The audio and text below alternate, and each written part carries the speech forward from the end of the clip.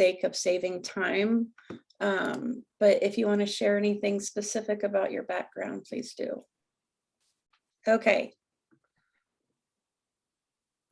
Okay, now we are recording, and we're going to go ahead and get started.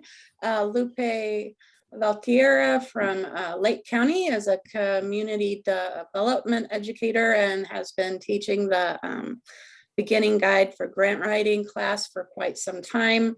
And he has been working with us in diversified farming and food systems to have special presentations specifically for growers.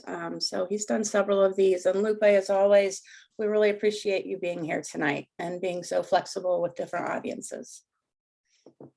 Thank you. Lupe's going to share a presentation. I'm going to let you take it from here, and I'm going to be checking my email to make sure that I'm not getting any more messages. And all righty. Linda, can you let people in, please? Yep. Thank you. And at the same time, Linda, if you can also kind of keep an eye on the chat, I've got it up, but once the presentation gets going, I lose stuff on my screen. Okay, will do.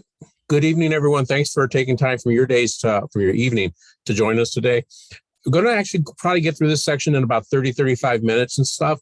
It's a lot of information that's going to be shared with you.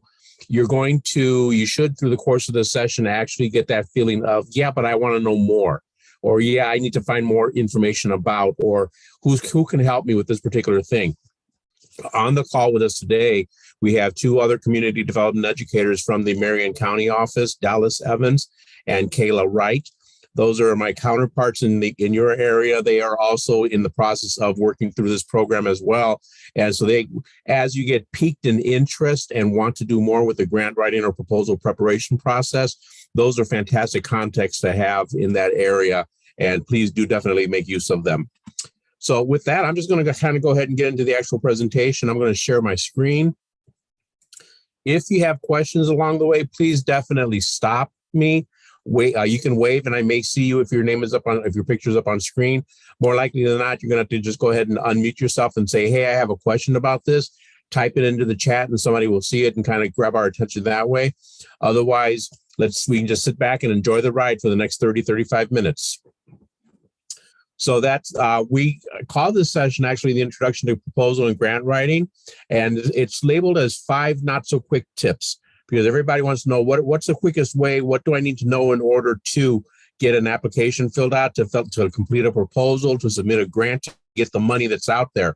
Well, you're going to kind of get 5 tips this evening. They're not so quick though, because any one of them can take a lot of time and energy in order to move you forward. You may or may not be familiar with Purdue Extension. These are the program areas that we do offer across the state of Indiana. And again, these are just little commercials that we have for community development, for Purdue Extension in general, in terms of what we do. The Diversified Farming and Food Systems program area that Brooke mentioned is here. And then Urban Agriculture, which is a related area. You may or may not be familiar with these terms, and for the sake of this presentation, it may not be as important, but it is important to know that we have opportunities to work with community individuals and organizations to help advance what they're doing. What you're going to get this evening in this abbreviated version is actually a thumbnail description of what happens during our 2-day workshop. We do offer this workshop as a 2-day opportunity. Runs from basically 9 in the morning to 4:30, whatever local time, on 2 different days. And you'll get all the detail that happens within those particular areas. Real quick, here's a little request from you all. One of the things Purdue Extension does is we are constantly trying to improve our outreach efforts and improve what we do as we're training, as we're working with individuals in learning activities. And so we do have a survey that basically is just looking at the demographic information for tonight's session. Demographics: who are you? Where are you in terms of your gender? Where are you in terms of your racial or ethnic identity and your age range? The link that's here, if you have a cellular phone and you go ahead and put your camera on, you can actually focus in on that QR code that's there, that little fuzzy looking box. and it will open up to the survey, and you can do it. It's 4 quick questions, and you just fill in a dot, then you say, thank you, you're done. Or you'll see the slide again at the end. You can go ahead and click on it at that point in time. It's also going to get sent out as a PowerPoint as a PDF document after the fact from Brooke's office to the participants as well. So we just ask if you would please do share this information and get the survey completed and to turn back into us. I had started to say that we do have these 2-day workshops. One session actually started yesterday in Wells County and has a second portion in February. There's going to be one coming up in Richmond or Wayne County, and then there's one up in Tippecanoe County. And so keep an eye out if you are interested in learning more about these particular activities. Now, with the topic of today and why we're here today, we're actually going to be going through 5 different questions. These are your 5 different tips to come across. It's looking at what grants will fund, what you need to think about before as you're writing, why you need to think about timelines in your preparation of what you're writing, and then what actually does make up a proposal. So you're going to just real quickly get little nudges about this information. You're going to get little nuggets about it. You're not going to actually end up with a unless you're really, really good, and you may be, you're not going to end up with a full-fledged proposal or grant application that you're going to have done by the end of the session today and turned in, but you're going to get started and have a better sense as to, yeah, this is what I want to do. This is why I want to do it. Or equally important, perhaps, this is why I do not want to do this. And so sometimes knowing that this isn't the right option for you may be as important as going for it yourself. So as you consider through, and I apologize because I don't really know the backgrounds of the individuals who are here. You may already know this information, and I may just be preaching to the choir. But grants are generally money or funds that are available to individuals, to organizations that will provide support for programming needs or operating needs, or to conduct research, to deal with capital issues, to purchase equipment, or even to have scholarships. And so money is out there. You often hear the term grants. You hear about the government block grants. You hear about student aid grants. There's lots of money opportunities there. The trick is to find the one that's right for you. So you need to understand what's out there and what's available.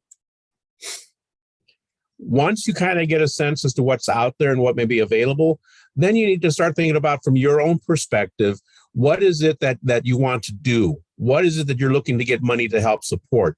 In the grant workshop, we call this your big idea. What is this big idea that you're trying to do? And the name of your organization, the Community Gardens Collaborative, kind of lends itself to a big idea of, wow, developing some sort of collaborative that works with community gardens and helps to improve, whatever language you're going to have there. So you have a broad, big idea, if you will, as you're thinking about, do I want to write for an application? Do I want to complete an application for a grant? You need to start thinking about, what's the need? Does the community need more community gardens? Is the project that you're looking at a realistic one? Is there space for it? Is there, in the course of what you're wanting to do you have a plan that as to how you're going to address the need? Craig, I think it was early on, had mentioned that, they raised over 5,000 pounds of produce that they were able to share with others, that they were able to distribute. And so they've done some thinking, but, again, you heard him say, it took us a couple of years to get going. It took us about 4 years to get where we are right now. And so this is part of what has to happen with your grant writing efforts. You really need to think about, it's not going to be a thing where you wake up in the morning and say, I think I'll write a grant today and get my money this evening. There's a process that you go through. During the workshop itself, we actually spend probably the better part of an hour going through and working with the participants in the session. And we would do it today if we had more time. But we would go through and say, well, what is your big idea? What sorts of things are you looking to get money for to help you? And so we go through a series of conversations with a larger group setting. We then have smaller conversations along the way. And usually at that point in time, by the time we're done, everyone kind of feels like this guy here. And it says, oh my gosh, there's so much work here. I don't know if this is really what I want to be doing. But you think about it and then you get reinvigorated and you say, yeah, I think I will go ahead and go for it. So now I'm actually ready to write. I have my big idea. I know what I'm going to be going for. So what I need to consider now as I'm writing, and look at this, we're already at tip number 3. There's going to be a series of questions that you're going to be asked. And as you're asked those questions, you're going to develop a series of answers. These will come to you. These questions are generated off of a RFP or a request for proposals. It may be a call for proposals. It may be, you may be asked to submit a letter of inquiry. You may be asked to provide a letter. Depending on who your funding source is, they have criteria for what their monies are going to be used for. It's their money. They will decide how it will get distributed. They will decide where it gets distributed. They will decide if their funds are going to be used for what you are proposing to do. They are going to also make that decision on allocating those funds based on their understanding, based on your explanation of how you're going to do what you said you're going to do in order to meet their goals and objectives as funders. So lots of things to think about as you're starting to write this process. There is an organization, and you saw the logo on the previous screen, and you may or may not be familiar with it, SARE. And what SARE does is SARE provides funds across the country for agricultural outreach activities that tend to be educational in nature.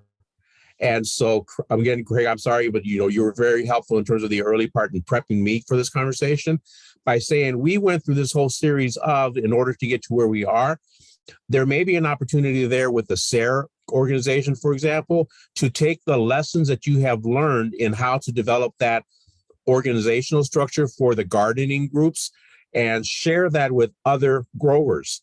And so, there's lots of opportunities there. So anything that you're doing along the way as it relates to your activities may have a fundable purpose. What SARE will look at, though, and this is going to be typical as an example across the board for any given funder, they're going to want to know, are you defining the problem that you're going to try to address through your proposal? Are you going to involve other individuals, or are you doing it yourself? Is it a group of 2? Is it a group of 22? Who else is going to be involved in the process? Are you involving Purdue educators in the situation? Are you involving other local growers?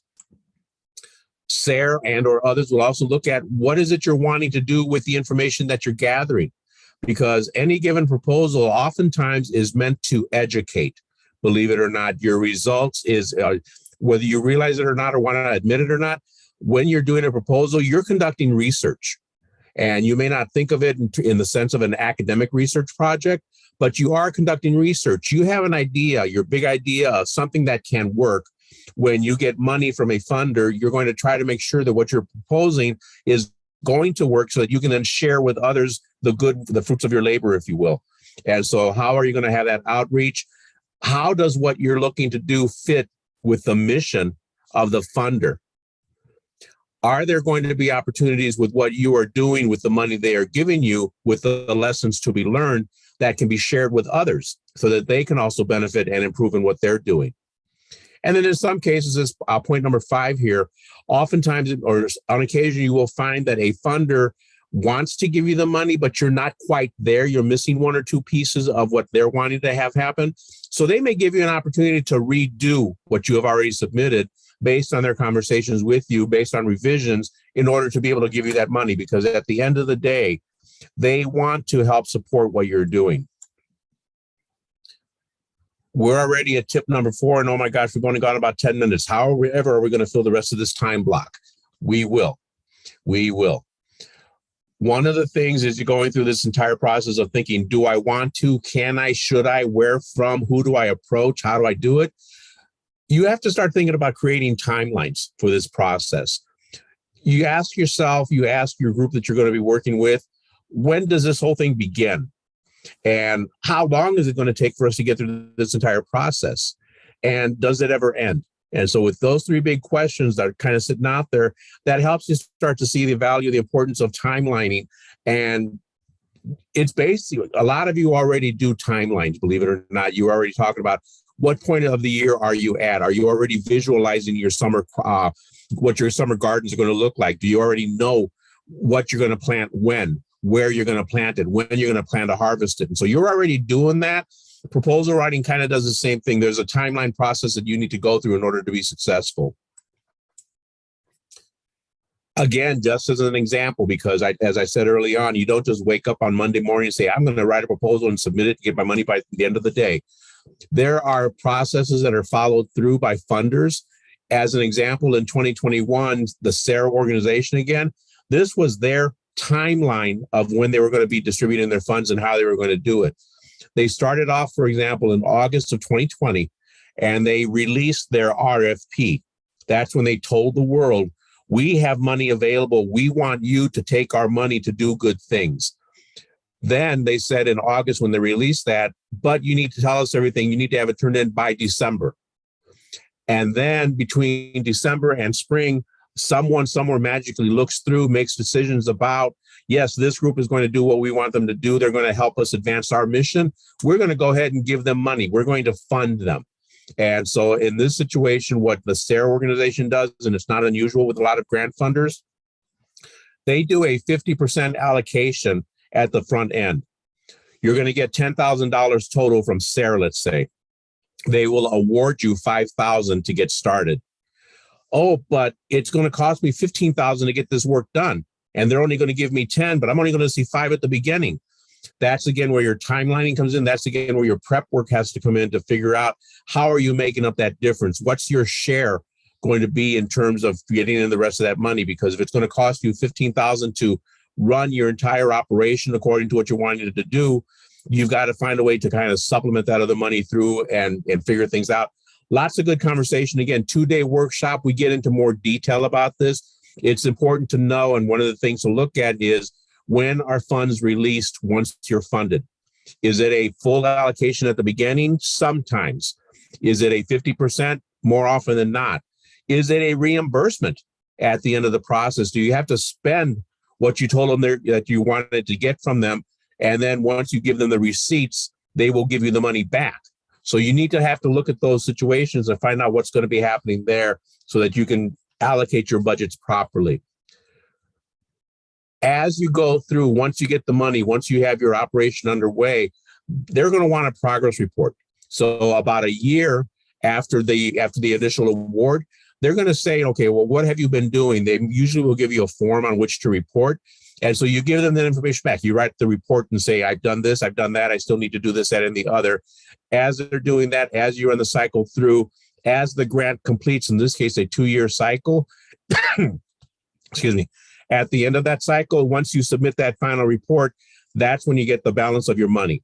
And so in a nutshell, timelines are important because one, you have to plan out what you're going to do and when you're going to do it. You're going to have to plan out how you're going to do it in terms of the finances that are coming through. And you also need to be able to, through the course of what you're doing, keep track of what you've done and what still needs to happen in order to create that final report. My goodness, we ran through those first 4 fairly quickly, didn't we? Is anyone completely confused? Have I lost anybody? I still see, I have 25 people in the room. I think that's about the number we started with, so I don't think I've lost anyone yet. Are there any questions thus far before we move into number 5? And I'm going to silently count to 5 as we go through here. Lupe, there was a question in the chat. I'm wondering, would you be willing to share your presentation after this? For the hefty fee of $999.95, we'd be more than happy to share this information with you. No, what I will do, because I've made a few revisions, Brooke, to what I sent you earlier. After the session today, probably first thing in the morning, I will go ahead and send you the revised PDF document that has all of these information on there. So that will be available. Lupe, I appreciate that. And excuse me, I got a little distracted for a little while earlier. Did you include the Marion County upcoming beginning guide to grant writing opportunity? I had not seen the Marion County one yet. Okay. I checked a couple of days ago and I still hadn't seen that one. I know that they were trying to get trainers for that. Do you have dates on that one yet? Yeah, I think that Kayla and Dallas could share that in the chat. Along with Kayla and Dallas, would you mind putting your email in the chat as well? Yep, absolutely. Thank you. Kayla, do you have those dates off the top of your head real quick? Just at least a month? It's in April and May. I'll put them in the chat just for. Okay, great. So adding on to that roster of 3 that I had already, there's going to be one right there close to home. Good opportunity for you to go ahead and take part in that particular thing. Thanks, all right, well, go ahead. I just said thank you. That's all. Oh, okay. All right. Well, now we're on to tip number 5. And the 5th tip actually is just kind of a preview and overview of what's involved in an actual proposal. What are the sorts of things that you're going to have to be doing in the process? And if I can kind of ask you real quick, have any of you already been actively involved in submitting proposals, writing one? Just kind of a quick show of hands. I can see some faces up there. Okay. It might have been better if I had said, who has never written a proposal or submitted a grant application? Then I get a few more hands. There you go. That's what I like to see, participation.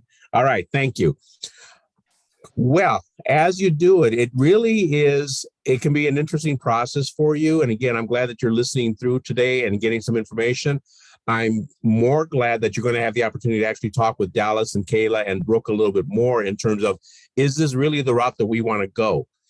So as you're going through here, when you're actually writing your proposal, you're going to have these basic elements, and it doesn't matter who your funder is. These are the basic items that you're going to have to address when submitting a proposal. You're going to talk about your organization, who you are. You're going to talk about a need. This is why we are doing what we do. This is what our mission is, and this is why we are doing that, because it's important that we help to solve the problems of the world. Outcomes and goals. Funders want to know, what is it you're wanting to do? Why is it you're wanting to do it? How are you going to get there? That starts to get into your project description, where you give a bit of narrative, where you talk about, you have your plan of work in there, where you say, we are going to save the world by doing A, B, C, and D. And once we do A, B, C, and D, then we can get into 1, 2, 3, and 4. So you have that, but that's the body of your proposal, if you will. I mentioned timelines earlier. They will want to know, this is a 1 year, a 2 year, a 60-day grant. How are you going to spend this money budget in that time period to work on your plan of work that addresses the need you have identified, that supports what you as an organization are doing, that supports what we as an organization that funds wants to fund? Once you go through this entire process, they also want to know, how will you know that you did what you said you were going to do? And how do you know what the impact is, what the outcomes are of what you've done?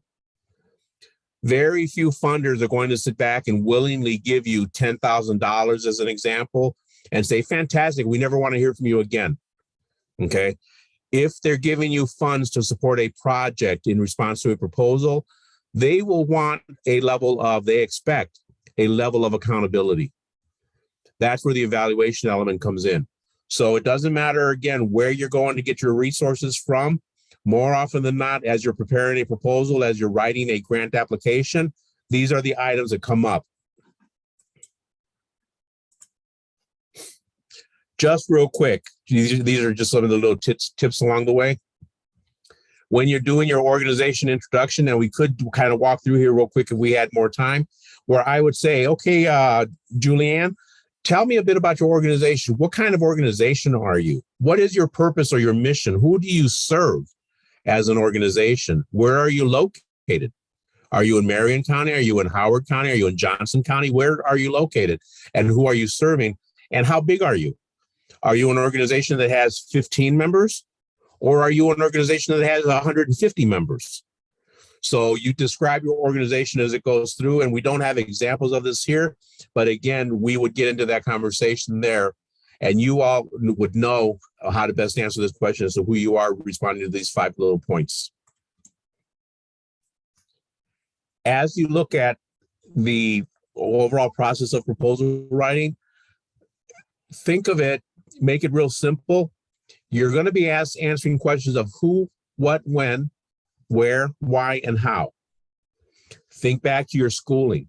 Anytime you got into any kind of situation, it's always who, what, when, where, why. And so those are the questions that funders are going to ask you. Who is doing it? What are they doing? When are they going to do it? Where are they going to do it? Why are they doing it? And how are they going to do it? And so those, again, are the umbrella responses that they're going to be looking for from you. That information is provided for them by you're creating a needs statement. It's information that's based on data. We are located in the most populous county in the state. We have the highest rate of. We have the lowest rate of. We have a demographic that. And so you have data And oh my goodness, community development, again, Dallas and Kayla can provide you some of that data information for your county, for your location, for your community through their offices, because we do have that information available through Extension. So it's a great resource to get that data, because oftentimes funders they're not just going to give you the money because they're going to give you the money because you have identified a need. And that need is oftentimes based on your demographic, based on your community.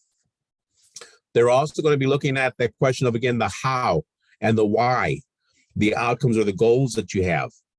It's not enough to sit back and say, my plan is to save the world. They want to know, well, okay, that's a nice general broad goal, but you need to break it down. How are you going to save the world? Well, we're going to save the world by helping the community of XYZ improve its use of its consumption of healthy food through a community garden. Okay, that might be the goal that comes across. There's a process that we go through in the workshop, and many of you may be familiar with it already, of a SMART goal. It's one thing to say, I'm going to save the world. A SMART goal is one that would be specific, measurable, achievable, relevant, and time-bound. I'm going to save the world by we're going back in time, by 2025, by helping 17 people in my 3-block area develop at least 2 gardens that are going to produce 500 pounds of produce. Okay, there's just off the top of my head, real quick, SMART outcome, a SMART goal, a SMART objective. And so again, you get more detail about this as you go through there, but that's important for funders. Again, they want to know that you know what you're doing. They want to know that they're not just throwing money down a dark hole, that they are going to get results, that they're going to get positive outcomes from you. At the same time, a lot of funders, while they may say that they want to, they don't really expect you to save the world. They want you to impact your corner of the world. They want you to be ambitious, but it's important, it's critical that what you're proposing be attainable. And so you need to kind of think about that, because sometimes we write pie in the sky ideas and it's not attainable, and then you wonder, why didn't it succeed? And so, do it bit by bit at a time. Something else that comes through this conversation, again, we mentioned it before, the evaluation aspect. There are terms called the formative evaluation and the summative. When you say you're going to do something as the process is going through, that's your formative evaluation. Oh, I planted my tomato plants. I plant tomato plants in my backyard, for example. Okay, I dug a hole that was 2 feet deep, and that's where I stuck the seeds in, and my tomatoes didn't come up. Okay, I learned something by that process. And so next time I only planted them 1 foot deep or 6 inches deep. Or I actually cheated and I went to Lowe's and I bought the plants that were already sprouting, and I just planted those instead. And so formative is as you're going through the process. Summative is at the end. Because I learned that I couldn't plant 2 feet, 4 feet, 6 feet, whatever, I learned, I developed, and I ended up with, and here's why. So you give a summary at the end.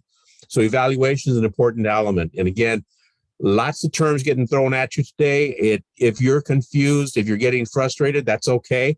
That's part of the expectation for this type of workshop. We will answer some questions for you. We will give you some sense of confidence in what you're trying to do. But we really want to maybe raise a few more questions so that you seek more information out. We want to make sure that Dallas and Kayla are working down there. As you're looking at the goals and outcomes with your proposal process, again, with your SMART objectives, with your SMART goals, you want to be able to talk about change that you plan to achieve in your proposal, in your project.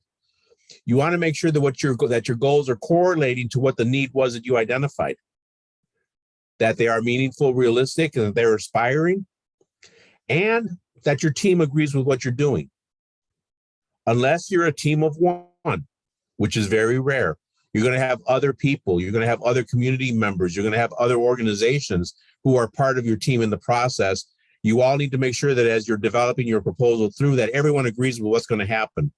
Because you don't want to get into a situation where you write the proposal, you submit the proposal, you get the money to do what you're going to do, and all of a sudden, Larry, Mary, and Harry speak up and say, but that's not what I want to do. I want to do something completely different. So you have those conversations beforehand.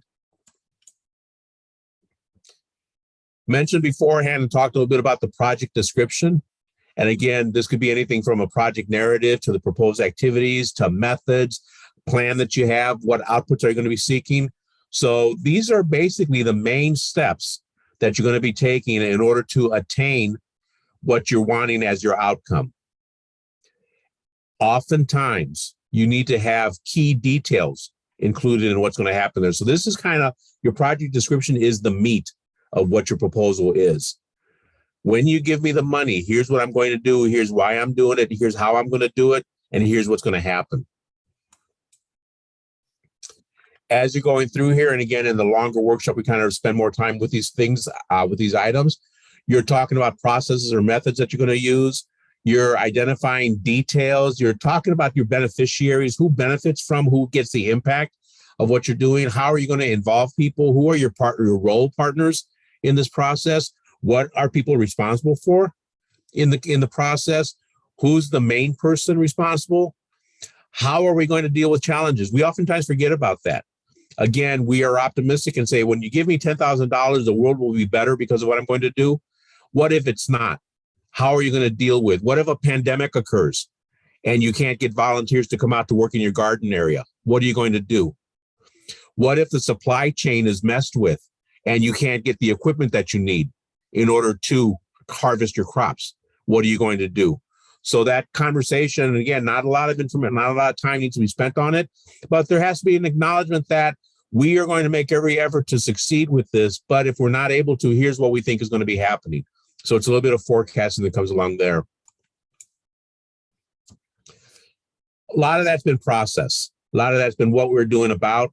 Now we're just going to spend a few minutes real quick to talk about where can you get, who are some of these people that have all this money that want to give, just give it to you. Well, there's lots of funders out there on the local level, on the state level, on the national level, and in some cases, even international. Oftentimes, 99.9% of the time, funders are going to have criteria for recipients. They will want to know, do you meet our mission? Are you a nonprofit organization? Are you a business that is for profit? Are you a 501c3, a registered 501c3, not just one that says, yeah, we're a charitable organization, but you don't have any paperwork. So how legitimate are you in that? What is your business status as an operation, as an organization? What's your geographic area? If I put in an application, you see one of the graphics here is the Rotary Club of Indianapolis. I'm up in Lake County. If I put in an application for funding to do something in Lake County to the Rotary of Indianapolis, do you think I'm going to get that money? Of course I will, because I'm such a great person, right? And I write fantastic proposals. Not likely, because I'm not within their service area, or I'm not proposing to do what is within their mission. Maybe though SARE might be somebody that I can do something with because they're within my area. So these are, there's lots of different things to look at, and, trying to decide where to go to seek this money out. There's different kinds of funders who are out there. There's family foundations. The Walmart Foundation, believe it or not, is a family foundation. The Fairbanks Foundation in Indianapolis is a family foundation. There are corporate foundations. Home Depot has a corporate foundation branch that they do. Walmart, I said they were a family foundation. They're also a corporate foundation. Community foundations, you saw the community CICF foundations in Indianapolis. And so there are those community ones. Federal agencies are available and local governments. So there's lots of different funding sources. So you really need to think about who is the best source of funds that I can approach in order to attain what I want to attain through my proposal. In the two-day workshop that we have, again, we actually spend the better part of an hour going through, and we get on the computer and we actually work our way through any number of different grant sites that are available out there. And so the grants that, if you wanted to jot these down, or once you get the handouts, you'll have this information.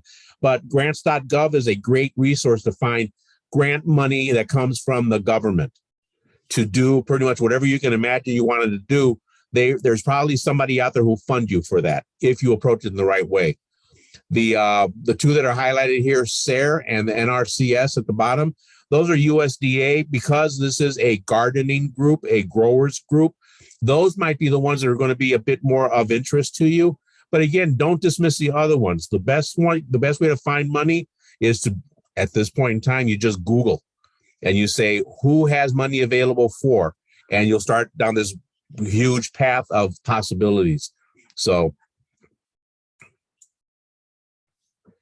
we're starting to wrap up this particular session as I'm looking through at my time as well.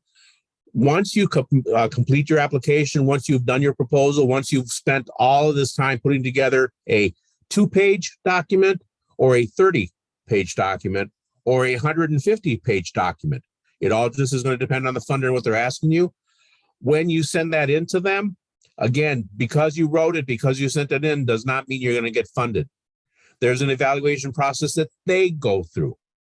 When you look at this organization, SARE, that I mentioned beforehand, they will look at your proposal and say, okay, do they describe a team leader or a team that's going to be happening? Who are the people that are involved? What is their program design like? And you see these questions here, is there a timeline? Is it well thought out? Is there enough detail for us to know that they know what they're doing? SARE always wants their receivers, their fundees, their grantees to contribute to the growth of sustainable agriculture. So does your proposal do this? Are you building on what's already happening? Are you expanding knowledge? Are you helping others learn so that they can improve along the way as well? Does your proposal include an area for outreach? With what you're learning, are you sharing that? Are you reaching out to communities of need? Are you involving different individuals within your area to benefit from what's happening there? Or are you lighting your candle and keeping it under the bushel, as that saying goes? So how much light are you sharing with the rest of the community with what you're doing?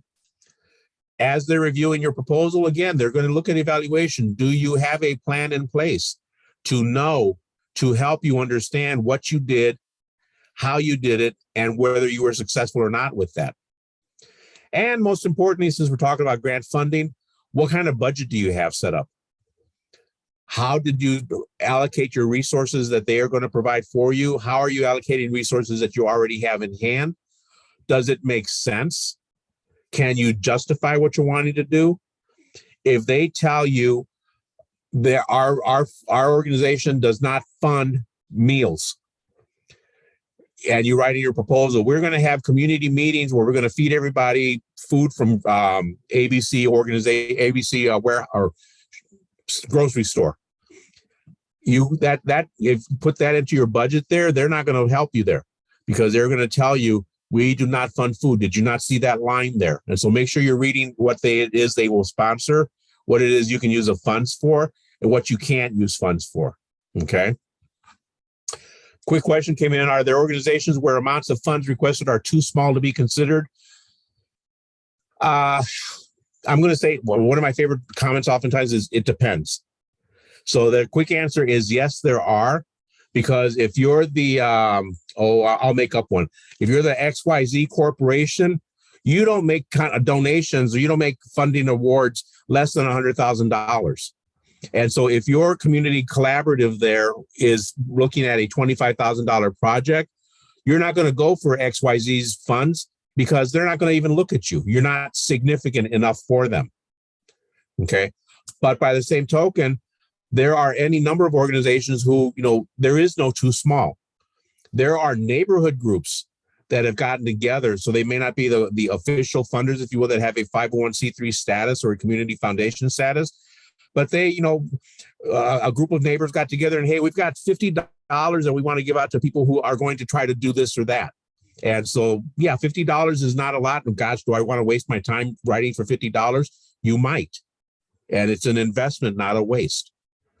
And so you have to sit back again. That's where you're doing your homework beforehand. What is it you're trying to do? Who are your best possible sources in order to do that? As you go through this process, and I think one of the things that you've seen or picked up on is there's going to be an opportunity for you to do a lot of drafting of a document, a lot of editing. a lot of reviewing. Both yourself and others on your team are going to be reviewing the document. You're going to get to a situation where you're actually going to finalize it and you say, okay, I think we answered all of the questions that they asked us. We've read through what they're asking us. We think we have responses for everything. We've got the budget. We've got the timeline. We've got the narrative. We have an evaluation plan. We've got our program description. Yeah, everything's all there. It's finalized and it's submitted. And at that point, you kind of take a big breath and say, oh, thank goodness we're there. Now, what I'm going to show you right now in these next couple of slides real quick, just so that you don't think that we just made all this stuff up and that we're just kind of blowing smoke at you. This is an actual mini grant application that came in from the SARE group that I mentioned earlier. And where you see here with the green arrow outlining that first question right there, when you do the application to turn in, because this is what their application actually is. It's not a Word document that you turn into them. You're filling in their forms. Their very first question right there is, who is the intended audience and what do you believe that they already know about this topic? So they're testing you. They're wanting to see, what do you know about your organization? What do you know about your community? What do you know about the needs that are there? They also want to know, they're asking here in another section, after somebody takes part in what you're doing, what is it that you hope that they're going to learn or that they're going to do differently? So remember I mentioned impact and outcomes before? This is what they're looking at. So we give you money. So you do A, B, C. So what? What are people learning? What are you expecting them to gain from that process? How are they going to be different? How are they going to act differently? How are they going to get different results? Sometimes they will sit back and say, okay, well, you're going to bring in the case of SARE, because it is an educational activity, you're going to bring in speakers. Tell us about it. You're not just bringing in Dallas because he's a good guy out of Indianapolis. You're bringing him in because he has a background in 1, 2, 3 and can talk to us, help us learn, improve our abilities too. And so that's where you sit back and you will have that opportunity to do that. Then the final point that I wanted to show from the SARE proposal process here is, again, in the project narrative, that longer body of the work that you're doing, they're wanting to know, give us a background about what your community is, who your people are, what you are as an organization. Talk to us about stakeholders and what they're doing. Who are the people that you're trying to work with, that you're trying to impact? What are your expected outcomes? What approaches or methods and activities are you going to be using? And how are you going to evaluate? And so again, the terms that we were talking about before, you see here, it's out there. People are asking for this. Budgets, we talked about real quickly. They ask you about budgets. How are you going to use the money that we're giving you? Are you using it appropriately? Are there other sources that you're going to pull upon in order to attain, because we're not giving you everything? At this point, I'm just going to kind of fly through these last few. I will open up for questions in a minute. Just wanted to again remind you that there is a demographic survey that is going to be going out to you all. If you can go ahead and share that. We are making efforts at Purdue Extension to be fair, to be equitable, to be as available as we can for everyone. And again, just a quick reminder, and Kayla and Dallas, we're going to put into the roster, into the chat, information about the upcoming Marion County workshop, but there are a series of workshops that are available for you. And that's my office building. Yay. So I want to thank you for paying as much attention as you appear to have paid today. I do appreciate that. Thank And you, Lupe. I'm off. Thank you so much. And everybody, both Dallas and Kayla did put their emails in the chat. So please feel free to reach out to one or both of them regarding the upcoming Beginner's Guide to Grant Writing that'll start in April. And I believe Kayla put the dates in the chart too, if you wanted to get specifics on that. A flyer with information too. We'll make sure we'll get a confirmation or formal invite to you all. Okay, great. So we'll send out to the listserv their flyer for that. Thank you, Lupe, for introducing Kayla and Dallas, which I did not do at the beginning, nor did I introduce Linda Adams, who's here tonight. She's our community wellness coordinator, or one of 3 actually here in Marion County. And she's done a lot with community gardens as well, and currently is too, as you can see in the photo behind her. With the time, we've got about 20 minutes left. I'd like to introduce Sara Niccum. She's going to talk about nutrition access and food policy. Is that the correct title now, Sara? Yeah, we are, thanks, Brooke. We're a new office at the city in the, we're a new division at the city in the Office of Public Health and Safety.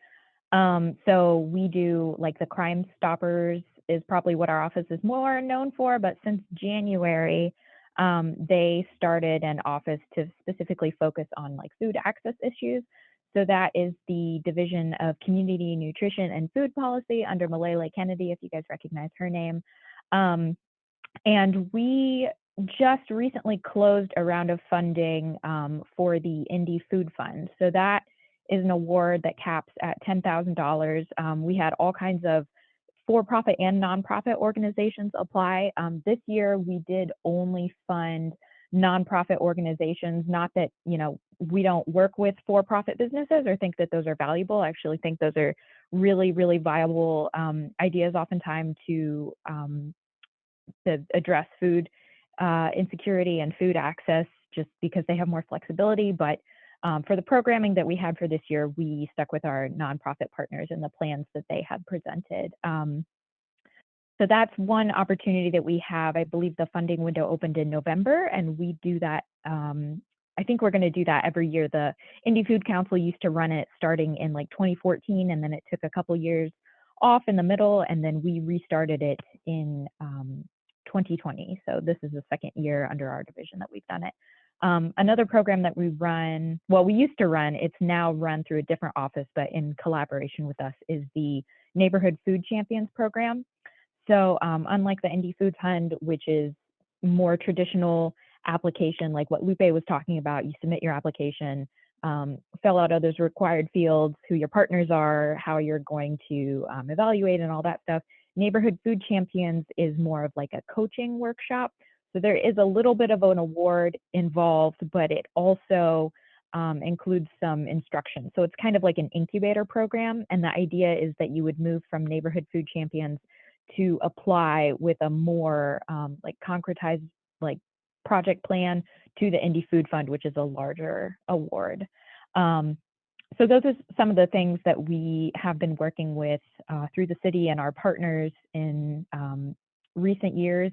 We do work with community gardens as well, and we're working on getting more funding opportunities for like new startup community gardens and just having a pot of money for land acquisition and stuff like that, because we're mostly focused on like community-based food access solutions, and a big part of that is people growing their own food. So as we move forward and our division gains more staff and maturity, we should hopefully be able to fund more opportunities like that. But right now at the city level, that's what we're working with. So, and then like we're always open to collaborations, like I said, with for-profit businesses if you've got a great idea. Also, like Lupe said, just Google stuff, reach out to people if you've got a great idea and it would be a good fit with something that we're already doing. Then we're willing to talk to people at the community level, because people in the field, they know more than we know, and we just want to get our resources out to where they're going to be best used. One really interesting example of that is 913 Sports. So the name doesn't relate to food at all, but since pandemic hit, they got into logistics of like emergency food distribution, and they've been a really like flexible partner to work with. So we're looking at opportunities with them. And then today we, I'm sure everyone's familiar with Market Wagon. We had our first conversation with Market Wagon just today. No plans in the works for doing that, but you know, just seeing kind of like, do they have capacity to support some of our programs, and would it make sense to partner with them to do any kind of distribution or cold storage. We've also worked with Hoosier Harvest Market in the past in like a limited capacity. So yeah, like just echoing what Lupe said, if there's money out there, people want it to get used in the right way. And yeah, we're open to hearing ideas, but it does help to have like a more comprehensive picture of like the more thought you can put into your application and like specific uses of the money. that's always really good to know so that it is trackable. And if you need more support in an area, we can provide that or connect you with other partners that might be able to help make sure your idea gets actualized. Did you want me to address anything else, Brooke, or that's just kind of an overview of the programs we have going right now? Could you talk about just briefly the transition of the Indy Food Council? Sure, yeah. So the Indy Food Council originally, I think, started in 2014. They were a group of like institutional, organizational representatives, and it was open to the community, but mostly it was populated by people who like headed organizations and already had projects going. So without like a clear like leadership structure that was tied to an organization that had power to move programs forward, it was kind of like a hodgepodge of organizations that had all kinds of great projects going on. They weren't operating in as like consistent and robust of a capacity going into the pandemic. And then when pandemic hit, everybody's priorities shifted. But from their work, we knew that food access was a concern all across Indianapolis-Marion County. And they actually initiated the work to bring before council and get, I believe it was a resolution passed with the city county council that, you know, got them recognized officially that said, yes, food access is a problem. It's related to a lot of other issues that come up that the Office of Public Health and Safety deals with. And so that led, in addition to, you know, their continued hard work and Malele and just everybody who had been active in that conversation over time, led to the creation of our Division of Community Nutrition and Food Policy. And now that we are about a year old, we have kind of like relaunched or like reinvigorated the Indy Food Council public-facing structure and started reaching out to community members and saying like, hey, we hear you, like we want to understand the holistic picture of food access in Indy so that we can start funneling our resources out specifically into neighborhoods, especially towards those community-based projects. So we're basically the Indy Food Council under the new name of the Indy Food Access Coalition. Over the last 2 weeks, we started doing some like public call out meetings just to like get people reintroduced in an official capacity to the work that all these organizations are coming together to do, and also like intentionally involve residents who either, you know, have a concern at the neighborhood level, just want to learn more, or like share information with other people who don't have as much access to being online. So that's pretty much where the transition is. Like the Indy Food Council is kind of still alive, just under a new name. So we're continuing the work of the Indy Food Council under like a rebrand, basically, and you know, trying to what do I want to say? Curate all of those voices specifically from residents, but just everybody going around so that yeah, we can make sure we understand the scope of issues, which is a really big job and sounds a little bit even out of our reach as I'm talking about it, even for the city, which is why we rely on like the Indy Food Council Food Access Coalition to make sure that we are addressing those like point source issues for each neighborhood, and making sure like our resources are getting funneled out to those communities. Did that make sense? Thank you, Sarah. Right now, if you Google Indy Food Council, you'll still land on the new website, right? Okay, so you can find more information there. Just Google the Indy Food Council. Any questions? Yeah, I'll drop the link in. Thank you. Oh, yeah, go ahead. No, thanks for dropping in the link. That's great. And does anybody want to unmic and ask any questions right now of either Sara or Lupe?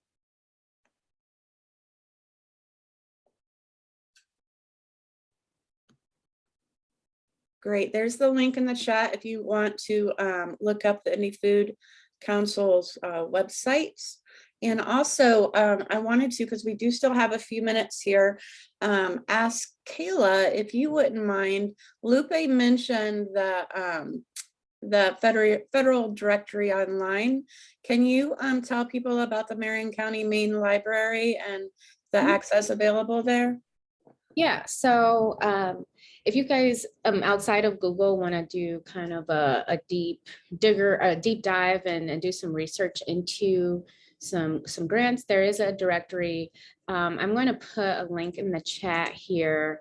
It is for, this one is for, they will do a 24-hour pass every 30 days. And so if you just kind of want to start the process, and then at the central branch, the Indy Library Central Branch, they have full-time access to it, so you can use it whenever you're there. But because it's such an expensive program, it's only limited to that one location. But this is a great way to kind of do that deep dive. And so if you know, kind of schedule that in, or have a plan of like, we need to look for grants, or if you want to see the history, you can look into a certain foundation or a certain company, and you can see what years and things like that to kind of look in the background and maybe look ahead of time and plan that out. So it's just it's a good way to get started in looking and researching that process outside of Google and stuff like that. So Great. And that's made accessible to participants of the Beginning Guide to Grant Writing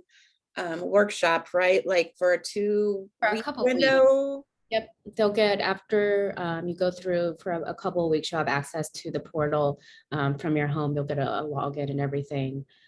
So yep, this is just outside of that. Great.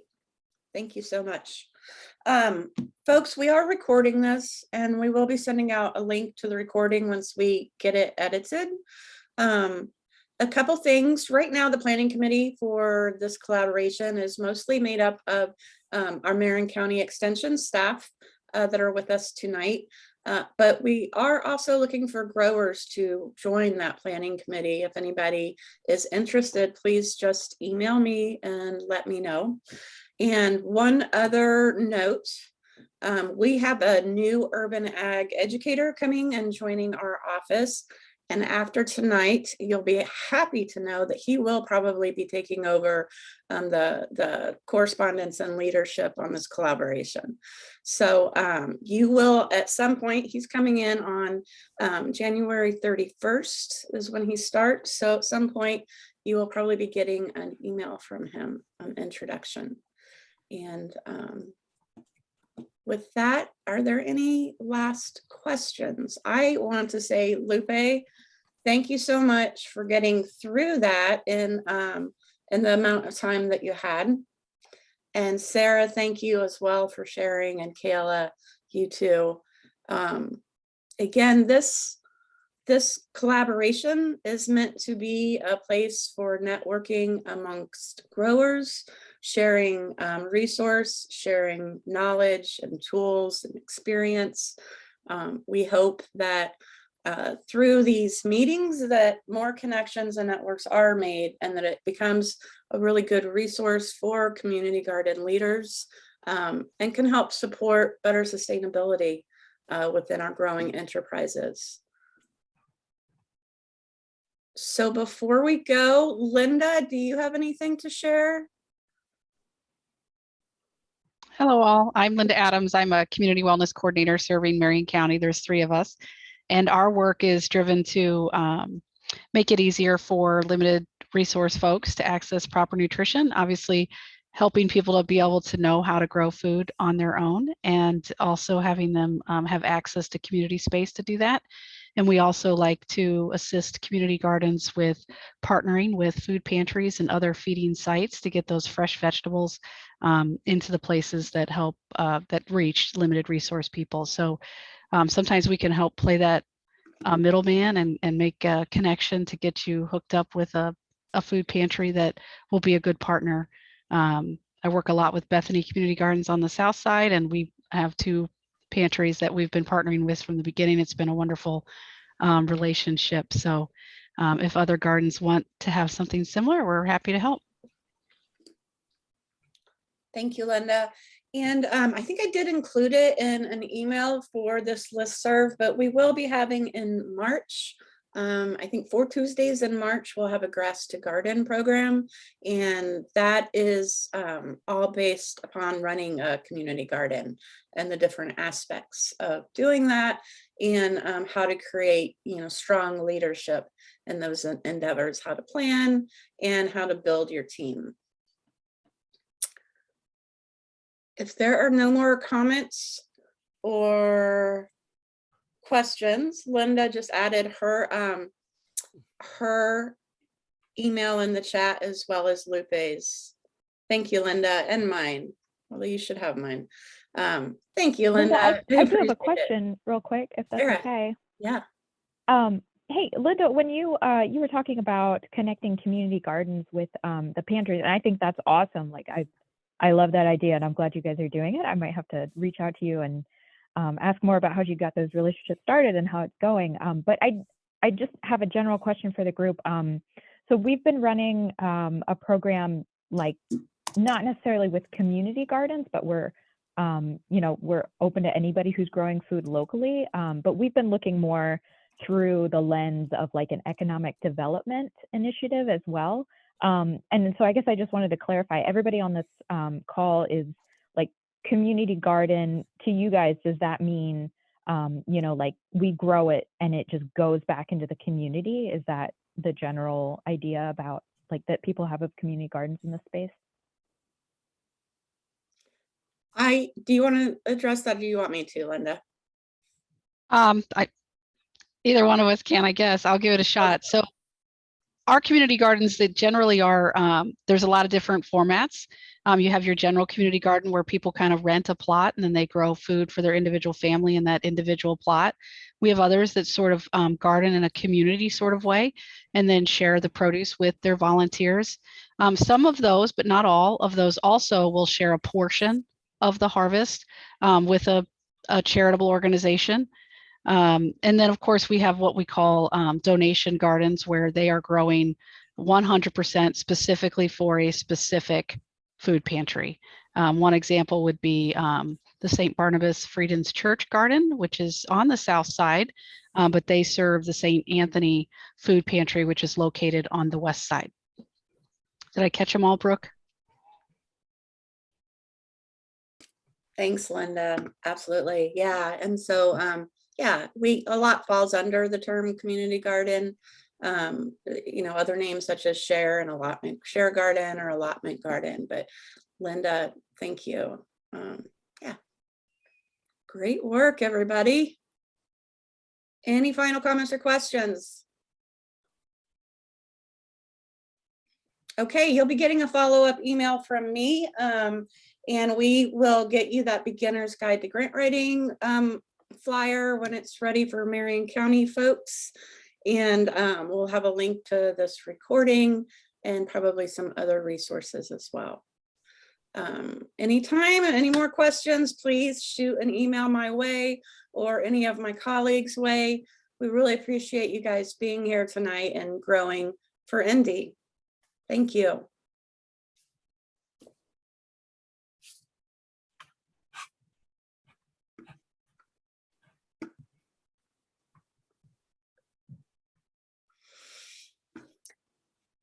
Great, I'm going to stop recording now.